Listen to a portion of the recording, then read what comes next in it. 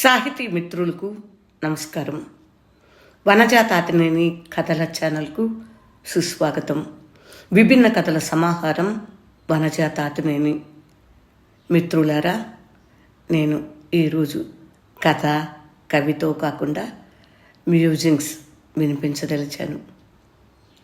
ఈనాటి అంశం ప్రేమే నేరమవునా?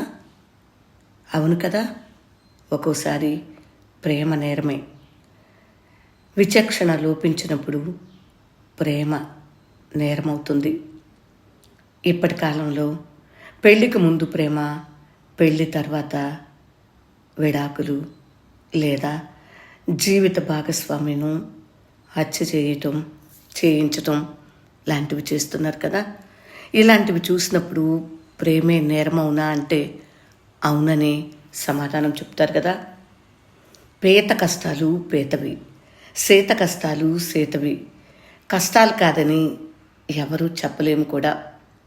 నాకు తెలిసిన ఇద్దరు స్త్రీమూర్తుల గురించి చెబుతున్నాను. ఇద్దరు చాలా మంచివాళ్లే. స్వభావాల రీత్యా ఒకరు నెమ్మళంగా ప్రవహించే నది, నోరు విప్పి ఎవరిపైనా పితూరీలు చెప్పదు. ఇక భర్తపై ఏం చెప్తుంది చెప్పండి. కానీ ఆమెకు రాకూడని కష్టం వచ్చింది. కలిసొచ్చిన సంపదలేవి ఆమెకు శాంతము సౌఖ్యము ఇవ్వలేవు. హక్కు ఆమెకు ప్రశాంతతనివ్వలేదు. ఆమె మనసు నిండదు, కంటి చెమ్మ ఆరదు. ఆమెను చూస్తే మనసు మూగపోతుంది.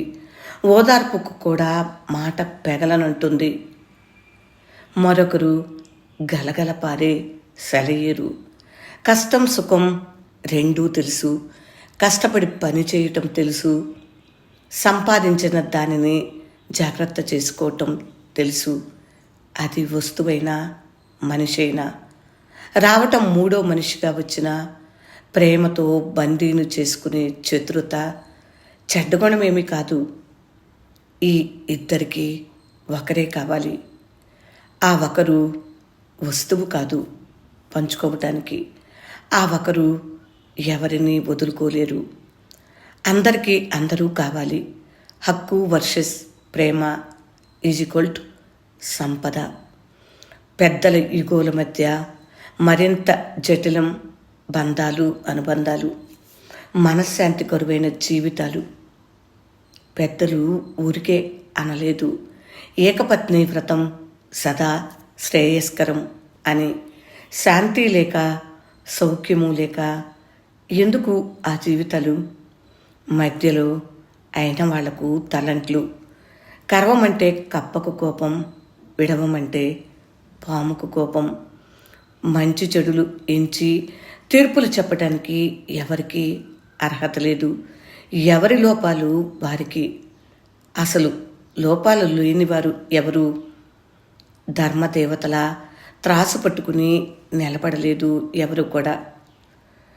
నాకు కథలు వ్రాసి మంచి ముగింపునివ్వటం తేలిక. ముగింపు లేకుండా కథ ఆపేయడం మరీ తేలిక. నిజ జీవితాల్లో కథలకు సొల్యూషన్ లభించడం కష్టం. జీవితాల ముడిసరుకు ఆరని అగ్ని, చింతల కొలిమి. కుడి ఎడమల మధ్య నలిగేది ఒకరు. ప్రేమే నేరమవునా? అవును, నేరమే. మూడు ముళ్ళు పడ్డాక పడినై అని తెలిసినాక. అందుకని పెళ్ళికి ముందే మీరు ధైర్యం చేసి మీకొక ప్రేమ విషయం ఉన్నట్లయితే పెద్దలను ఒప్పించి మెప్పించి పెళ్లి చేసుకోండి. లేదా స్వయం నిర్ణయం తీసుకుని మీరు రెక్కలు చాచి ఈ ప్రపంచంలో ఎగరండి.